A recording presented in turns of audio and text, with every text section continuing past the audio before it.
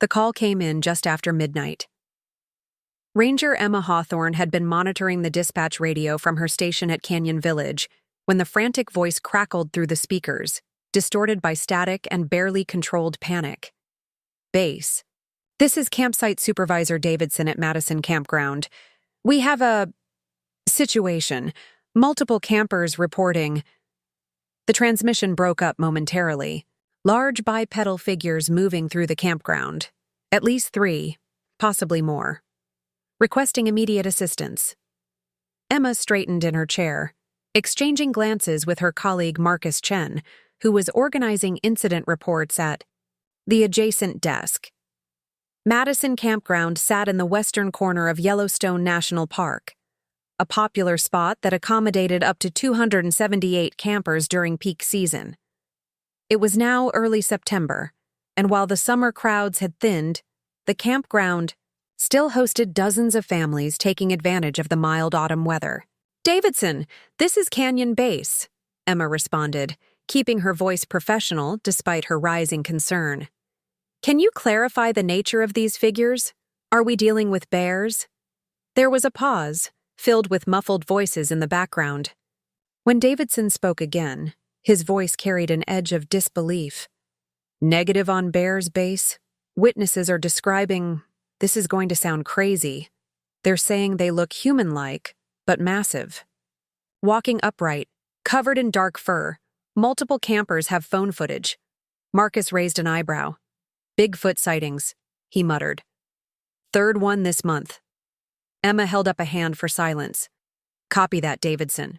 Are the campers in any immediate danger?" "They seem more curious than aggressive, but they're moving between campsites.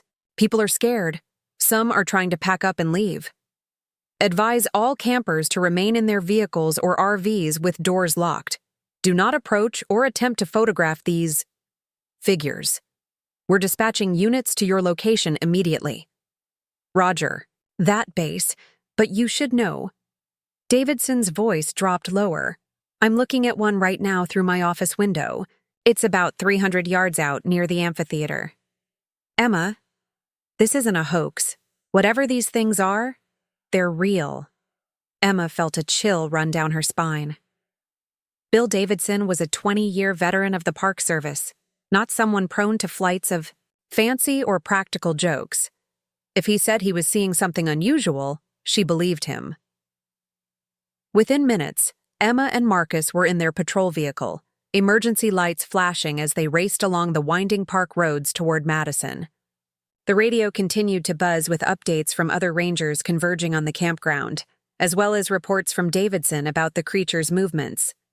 "They're staying mainly in the tree line now," Davidson reported. "But one just walked right, past the restroom facilities. Big one has to be 7, maybe 8 feet tall. The way it moves, it's not like any animal I've seen." The 40-minute drive to Madison felt endless. Emma gripped the steering wheel, her mind racing through possibilities. Yellowstone was home to numerous large mammals: grizzlies, black, bears, moose, elk, any of which could be misidentified in the darkness. But multiple witnesses, including an experienced ranger, all describing the same thing? They arrived at Madison to find controlled chaos. Several patrol vehicles were already on scene, their flashing lights painting the trees in alternating red and blue. Campers stood in small groups, many clutching phones or cameras, while rangers attempted to maintain order and keep people at a safe distance from the surrounding forest. Emma and Marcus found Davidson in the supervisor's office, a small log building near the campground entrance. The older ranger looked pale but composed, his weathered face set in an expression of determined professionalism. "Bill," Emma said, "what exactly are we dealing with here?" Davidson ran a hand through his graying hair.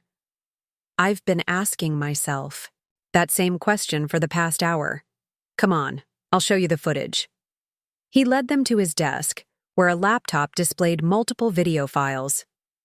"These are from campers' phones. I had them send me their recordings." He clicked on the first file. The video was shaky, clearly taken by someone both excited and frightened. It showed a dark figure moving between trees at the edge of the campground, partially illuminated by a campfire. The figure was massive, easily taller than the surrounding picnic tables, and moved with a fluid, almost graceful gait despite its size. "Here's another one," Davidson said, opening a second file. This video was clearer, taken from inside an RV. Through the window, illuminated by the vehicle's exterior lights, they could see what appeared to be a family group. 2 large figures, and a smaller one, crossing an open area between campsites. Emma leaned closer to the screen. The creatures were covered in dark fur or hair, with proportions that were eerily human-like but wrong in subtle ways. Their arms seemed too long, their shoulders too broad. The smaller figure, which she assumed, was a juvenile, mimicked the movements of the adults with remarkable precision. "My God," Marcus whispered. "Are those—" "Sasquatch, Bigfoot, whatever you want to call them," Davidson finished. "I've heard stories all my career, but I never thought—" He shook his head. "There's more. Sarah Chen from Wildlife Management is here. She found tracks." They followed Davidson outside to where Dr. Sarah Chen, one of the park's wildlife biologists, was crouched near the edge of the campground. She was photographing and measuring a series of impressions in the soft earth. "Emma, Marcus," she greeted them without looking up. "You need to see these." The tracks were enormous, at least 18 inches long and proportionally wide with 5 distinct toes. But it wasn't just their size that was remarkable. It was their clarity. Every dermal ridge, every flex crease was visible in the damp soil. "These aren't bear tracks," Sarah said, anticipating the obvious question. "The foot structure is completely different. Look at the arch, the heel strike. This is from a bipedal creature with a foot anatomy similar to humans, but much larger and with different weight distribution." "Could someone have faked these?" Marcus asked. Sarah shook her head. "Not with this level of detail, and there's a clear trackway showing natural gait and stride length. Whoever, or whatever, made these weigh at least 400 pounds, based on the depth of impression."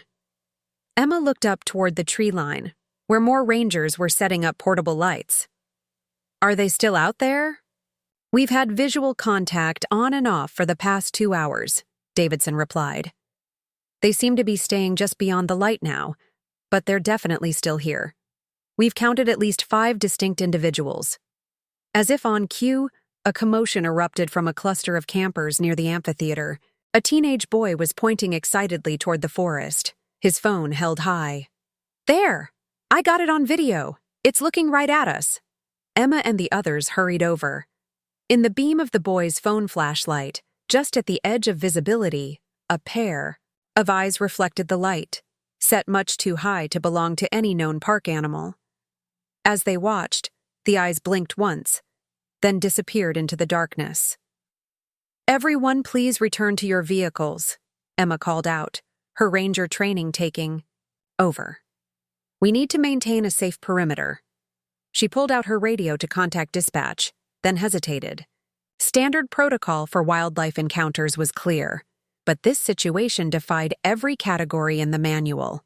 What exactly was she supposed to report? "Base, this is Ranger Hawthorne at Madison Campground. We have an unusual wildlife situation. Multiple large, unidentified bipedal mammals in the vicinity of the campground. No aggressive behavior noted, but we're implementing standard safety protocols. Requesting additional personnel and specialized consultation." There was a long pause before the dispatcher responded. "Hawthorne, can you clarify unidentified bipedal mammals?" Emma took a deep breath. "Affirmative, Base. We have multiple credible witnesses, including park personnel, reporting and recording what appear to be Sasquatch, multiple individuals, including juveniles." Another pause.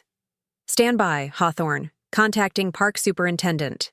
Over the next hour, the situation evolved rapidly. More rangers arrived, establishing a proper perimeter around the campground. News of the sighting had somehow already reached social media, and Davidson was fielding calls from campers' relatives and increasingly media outlets. Dr. Chen continued documenting physical evidence, finding more tracks, some broken branches, at heights no human could reach, and what appeared to be hair samples caught on tree bark. She worked methodically, treating the scene like any other wildlife investigation, though Emma could see the excitement in her eyes. Around 2 a.m., something extraordinary happened. The creatures seemed to lose their fear of the lights and emerged, briefly at the forest edge. Emma counted 6 individuals, 2 that appeared to be adults, easily over 7 feet tall, 2 slightly smaller ones that might have been adolescents, and 2 juveniles that stayed close to what seemed to be their mother. They stood there for perhaps 30 seconds, just visible in the glow of the portable lights. Their faces were obscured by hair and shadow, but their eyes caught the light, revealing an unmistakable intelligence. They seemed to be observing the humans with the same curiosity the humans felt toward them. Emma found herself reaching for her phone, not as a ranger, but as a witness to something she'd never imagined she'd see. She managed to capture several seconds of video before the group melted back into the forest, moving with surprising stealth for creatures of their size. "Did everyone see that?" Marcus asked, his voice barely above a whisper. Murmurs of confirmation came from the assembled rangers and remaining campers. Davidson was already on his radio, reporting the sighting to base.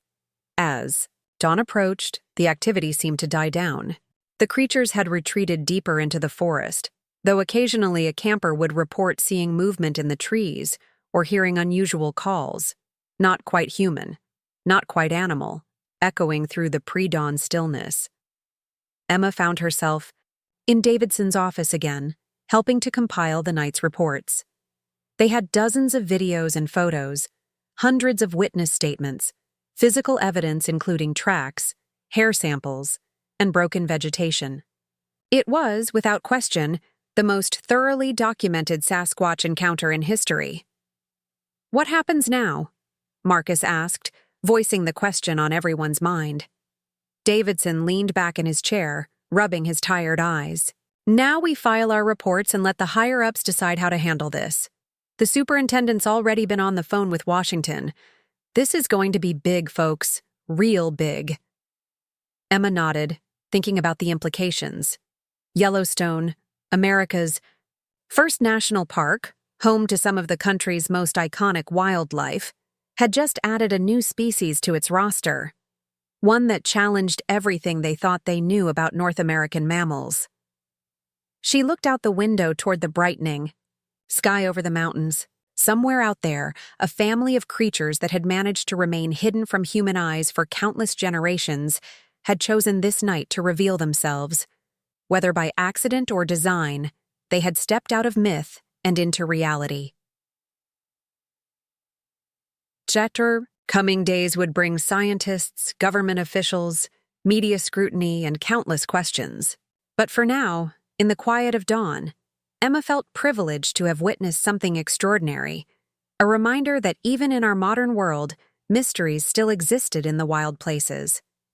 As the first rays of sunlight touched the tops of the lodgepole, pines marking the end of her shift, Emma made one final note in her report. Confirmed sighting of multiple Sasquatch individuals at Madison Campground. No aggressive behavior observed. Subjects appear to be a family unit including juveniles. Recommendation: establish protective protocols to ensure both human and subject safety while further investigation is conducted. She signed the report, knowing it would be one of many generated from this night's events. Outside, she could hear the early morning bird calls beginning, the normal soundtrack of Yellowstone awakening to a new day, a day that had dawned on a changed world, one where the line between legend and reality had forever blurred. The office door opened, and Sarah, Chen entered carrying an evidence bag. "Emma, you're not going to believe this. The hair samples I collected? Preliminary field analysis suggests they're from an unknown primate species. The DNA is going to need full lab work, but this is real. This is actually real." Emma smiled tiredly. "I know, Sarah, I know." As she prepared to head home for some much-needed rest, Emma's radio crackled one more time. All units be advised. We have another sighting reported at Old Faithful. Repeat, possible Sasquatch activity at Old Faithful Geyser Basin. Emma and Marcus exchanged glances. It seemed their night wasn't over yet.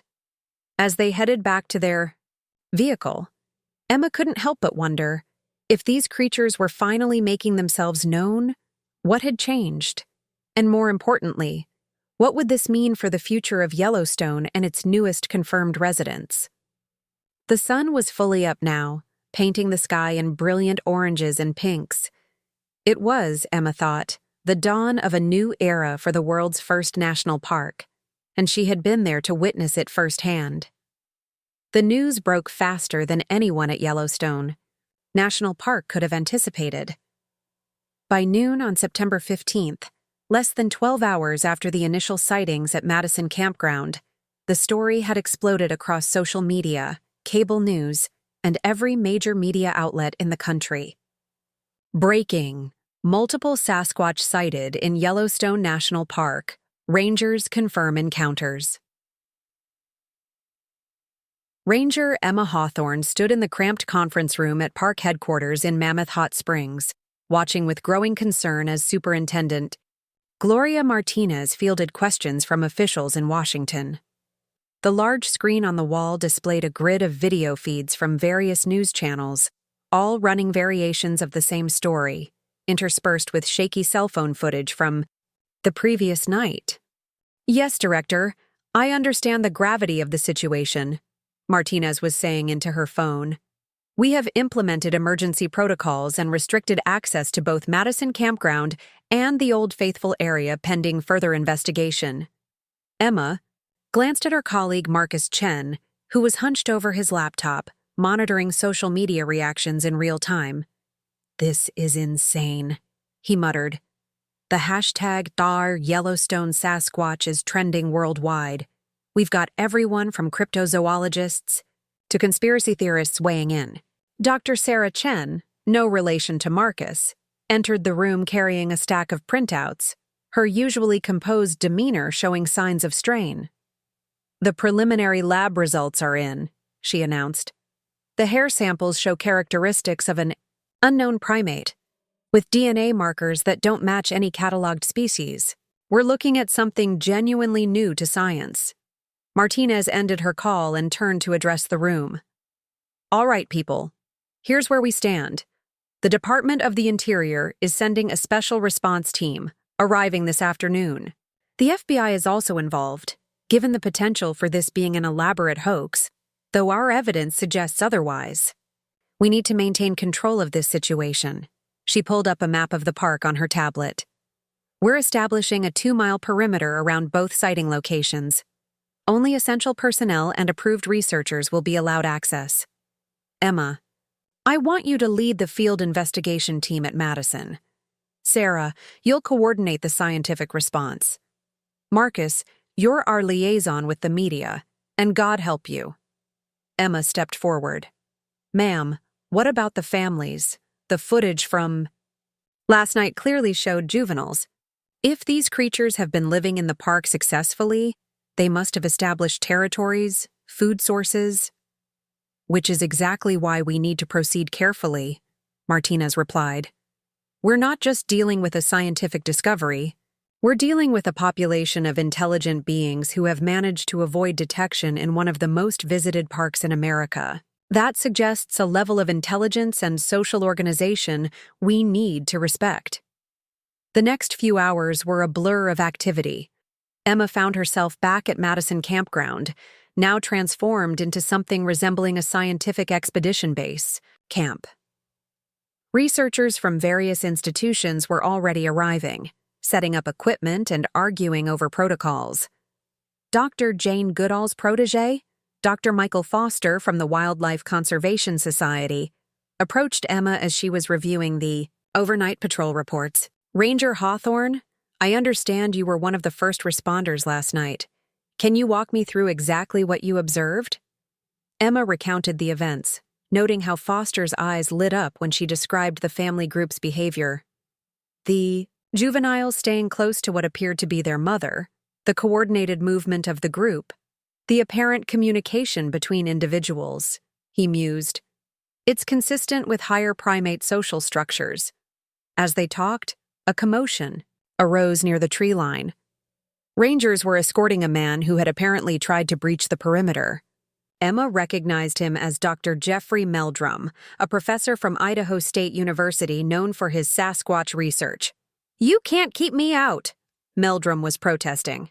"I've been studying these creatures for 30 years. This is the breakthrough we've been waiting for," Superintendent Martinez intervened. "Dr. Meldrum, I appreciate your enthusiasm, but we need to establish proper protocols. This isn't just about scientific discovery anymore. We have a responsibility to protect both the public and these creatures." Meldrum calmed slightly. "You're right, of course, but you have to understand. Those of us who've dedicated our careers to this field have been ridiculed, marginalized, and now you're vindicated," Martinez finished, "and your expertise will be valuable. But we do this by the book." That afternoon, the special response team arrived, a mix of wildlife biologists, anthropologists, and federal agents. Their leader, Dr. Patricia Wong from the Smithsonian Institution, immediately began organizing what she called first contact protocols. "We're treating this as we would the discovery of an uncontacted human tribe," she explained to the assembled team. "These beings clearly have intelligence, social structures, and have successfully avoided human contact by choice. We need to respect that choice while also advancing our understanding." Emma was assigned to lead night patrols, given her experience from the previous evening. As dusk approached, the campground took on an otherworldly atmosphere. Infrared cameras had been set up around the perimeter, motion sensors placed at strategic points, and a mobile laboratory established for immediate analysis of any new evidence. Just after 9 p.m., the first signs appeared. Emma's radio crackled. "Movement detected, Sector 7, multiple heat signatures." She moved quietly to the designated area, accompanied by Dr. Foster and a videographer. Through night vision goggles, she could see them, 3 large figures moving through the trees approximately 200 yards away. "They're back," she whispered into her radio, "maintaining distance but definitely watching us." What followed was extraordinary. Over the next 2 hours, the creatures seemed to be conducting their own investigation of the human presence. They moved methodically around the perimeter, stopping frequently to observe the camp. At one point, one of them picked up a stick and appeared to draw something in the dirt, though they were too far away to see what. Dr. Foster was beside himself with excitement. "They're studying us," he said. "This is unprecedented. We're not just observing them, they're actively observing us in return." Around midnight, something unexpected happened. A juvenile, apparently more curious or less cautious than the adults, approached closer to the camp. It stopped about 50 yards away, clearly visible in the infrared cameras. Emma held her breath as the young creature seemed to examine a trail marker, running its fingers over the carved symbols. Then it did something that sent chills down her spine. It looked directly at one of the hidden cameras and tilted its head, as if asking a question. "It knows," Dr. Foster whispered. "It knows we're watching." One of the adults made a low vocalization, and the juvenile immediately retreated back to the group. They melted into the forest, but not before the largest adult turned and gave what seemed like a deliberate look toward the camp. Back at the command center, the team reviewed the footage. The juvenile's interaction with the trail marker was particularly intriguing. "Look at the way it traces the symbols," Dr. Wong noted. "That's not random curiosity. That's someone trying to understand meaning." Superintendent Martinez had been quiet throughout the review. Finally, she spoke. "We need to make a decision. Do we continue passive observation, or do we attempt some form of communication?" The room fell silent. It was Dr. Meldrum who finally spoke. "In all my years of research, I've operated on the assumption that these beings chose isolation. But what if they've been waiting for the right moment to make contact? Emma thought about the adult's deliberate look, the juvenile's curiosity. "They came back tonight," she said. "After everything that happened last night, they came back. They could have moved to a different area of the park, but they chose to return here. That has to mean something." Dr. Wong nodded slowly. "I propose we establish what I'll call invitation protocols. We make it clear through our actions that we're open to interaction, but we let them set the pace. No aggressive pursuit, no attempts to corner or capture. We simply make ourselves available." Over the next several days, this approach yielded remarkable results.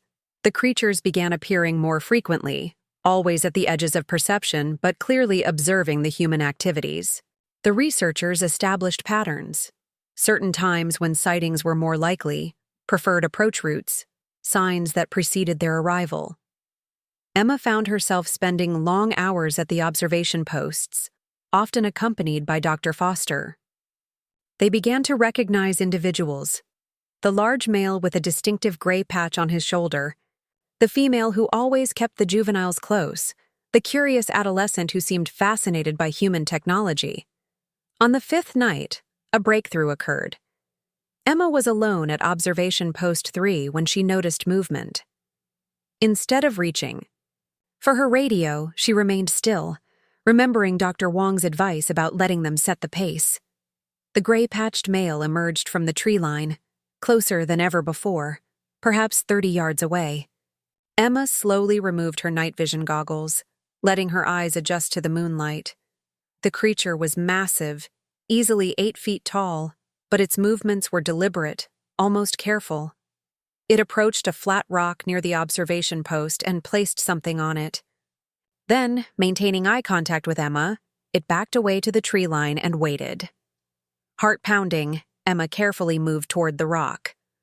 On it was a small pile of objects, several pine cones arranged in a deliberate pattern, a smooth river stone, and what appeared to be a roughly woven grass. Bracelet? Ornament? She looked back at the creature, who was watching intently. On instinct, Emma reached into her pocket and pulled out her ranger's notebook and pencil. She placed them next to the offered items, then retreated to her post. The gray-patched male approached again, examined the notebook with obvious interest, picked it up, and disappeared into the forest.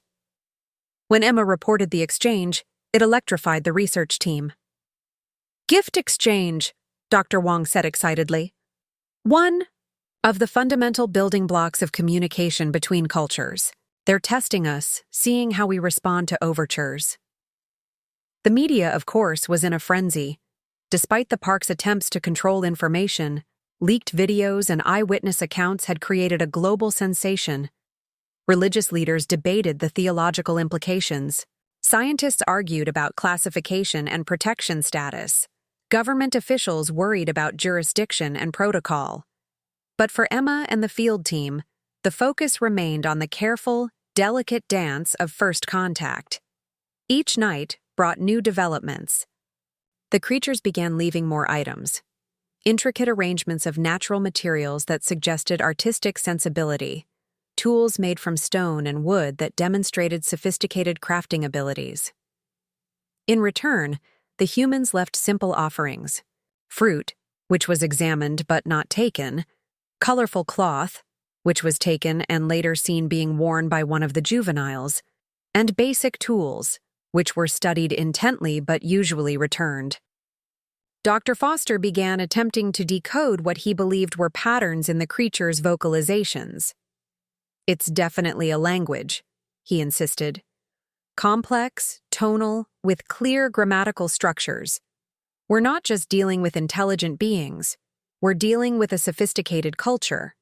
2 weeks after the initial sighting, something extraordinary happened. Emma was at her usual post when the entire family group emerged from the forest. All 6 of them, the 2 large adults, 2 adolescents, and 2 juveniles. They arranged themselves in a loose semicircle about 40 yards from the observation post. The gray-patched male stepped forward and made a series of vocalizations, gesturing toward the humans' camp, then toward the forest, then back to the camp. It was clear he was trying to communicate something specific. Dr. Wong, who had joined Emma that night, whispered, I think they're inviting us to follow them."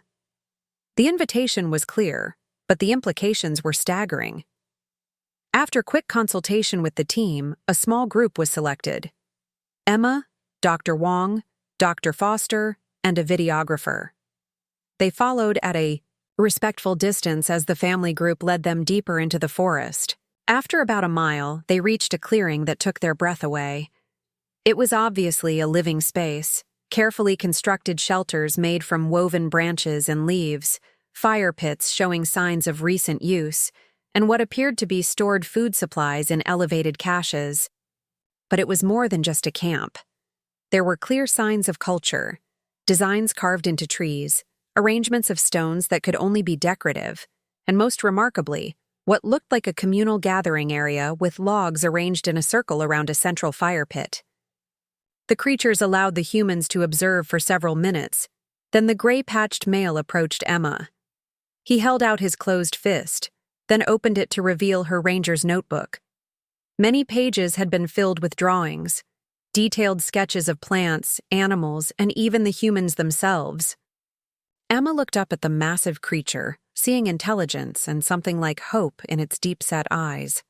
She accepted the notebook, nodded respectfully, and made a simple gesture of thanks she hoped would translate across species.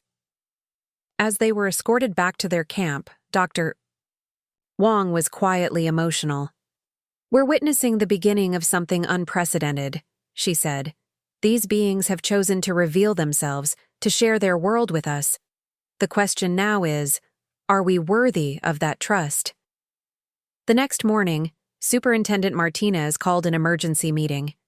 The federal government was establishing a task force to oversee what they were calling the Yellowstone discovery. Strict protocols were being developed for interaction, protection, and study. "This isn't just about scientific discovery anymore," Martinez told her team. "We're now stewards of the relationship between two intelligent species sharing the same space. Every decision we make from here on will have implications for generations." Emma thought about the notebook in her pocket, filled with drawings that proved these beings saw and understood their world in complex ways. She thought about the trust they had shown in revealing their home. "They've been here all along," she said quietly, "successfully avoiding us, living their lives. They didn't need to reveal themselves. They chose to. We need to honor that choice by making sure we do this right."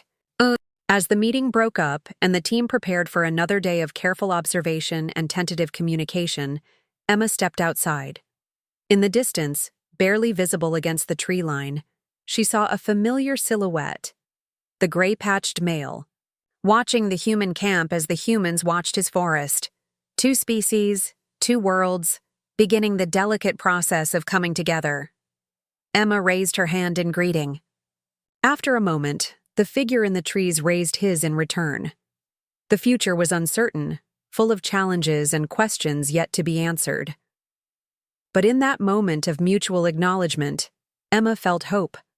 Whatever came next, they would face it together, with respect, patience, and the understanding that they were writing a new chapter in the story of two species sharing one world. 6 months after the initial Yellowstone sightings, the world had irrevocably changed. The small visitor center at Madison Campground had been transformed into the International Primate Communication Research Facility, though most people simply called it First Contact Base.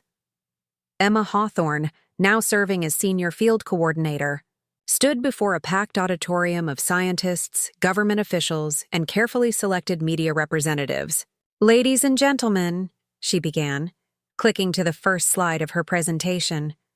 "What you're about to see represents 6 months of careful documentation and interaction with the beings we now officially recognize as Homo sapiens gigantus, though they have made it clear they call themselves something that roughly translates to forest people in their language. The screen filled with high-definition footage of the gray-patched male, now known by his given name, Tokam, demonstrating a complex sign language that the research team had helped develop for interspecies communication. The forest people possess a sophisticated culture, Emma continued. They have oral traditions dating back thousands of years, intricate social structures, and technological achievements specifically adapted to their lifestyle. They chose isolation not from fear, but from a philosophical decision made generations ago. Dr. Michael Foster stepped forward to address the linguistic aspects. Their natural language consists of over 200 distinct vocalizations, many at frequencies initially inaudible to human ears.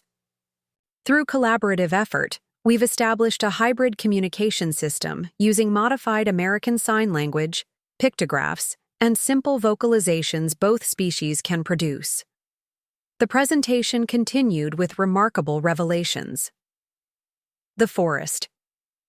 People had maintained a population of approximately 2,000 individuals across North America, organized into clan groups that gathered annually for cultural exchanges. They had developed sophisticated methods of avoiding human detection, including understanding human technology and deliberately routing their movements to avoid cameras and sensors. "But why reveal themselves now?" asked a government official. Emma clicked to a new slide showing climate data. The forest people have been observing what they call the Great Warming.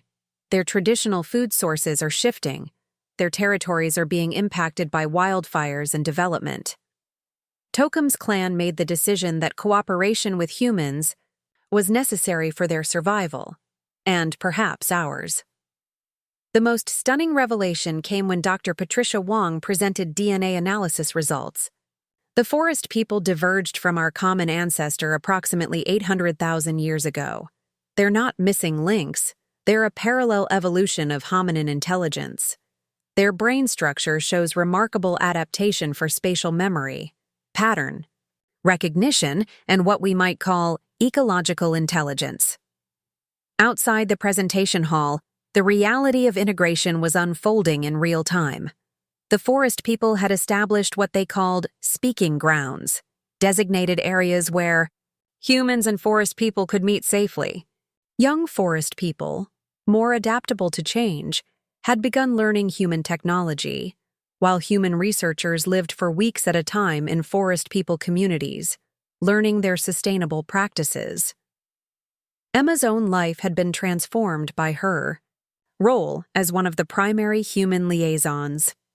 She had developed a particularly close working relationship with Kata, Tokam's daughter, who had shown remarkable aptitude for bridging the two cultures. Together, they had created the first interspecies educational exchange program. The challenges were immense. Legal frameworks struggled to accommodate beings that were neither human nor animal in traditional definitions. Some humans feared the forest people, while some forest people clans remained skeptical of human intentions. Religious and philosophical debates raged about the implications for human uniqueness and stewardship of Earth. Yet progress continued. Forest people knowledge of medicinal plants led to breakthrough discoveries in human medicine. Their sustainable foraging practices revolutionized conservation strategies. Human technology, carefully shared, helped forest people communities adapt to changing environmental conditions. The most poignant moment came during the first formal treaty signing between the United States government and the Forest People Tribal Council. Tokam, as clan leader, made a statement that was translated by his daughter. "For generations, we watched you from the shadows. We saw your great achievements and your great failures. We chose silence because we believed our paths were too different. But the earth speaks to us all, and it says the time for separation has ended.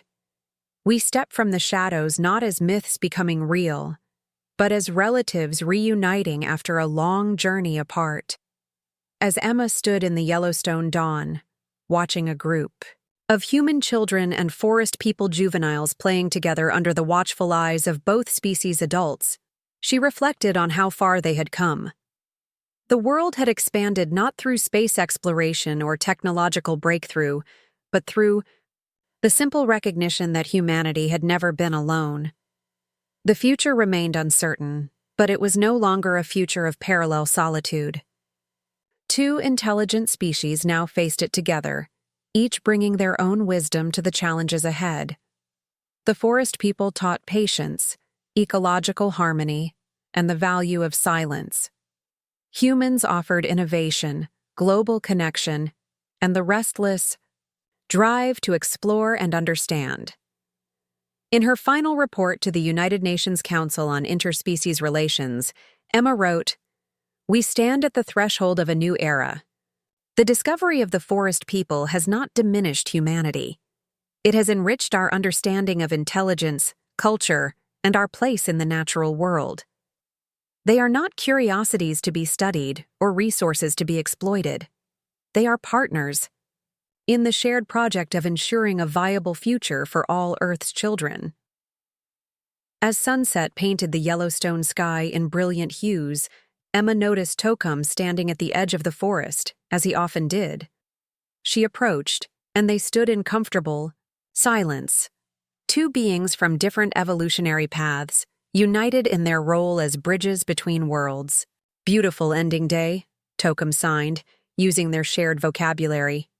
"Beautiful beginning time," Emma signed back.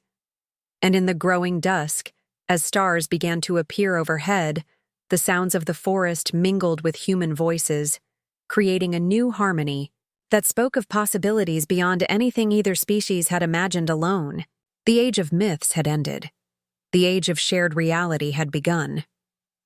In the distance, a young forest person and a human child sat together, teaching each other their respective languages, their laughter echoing across the landscape.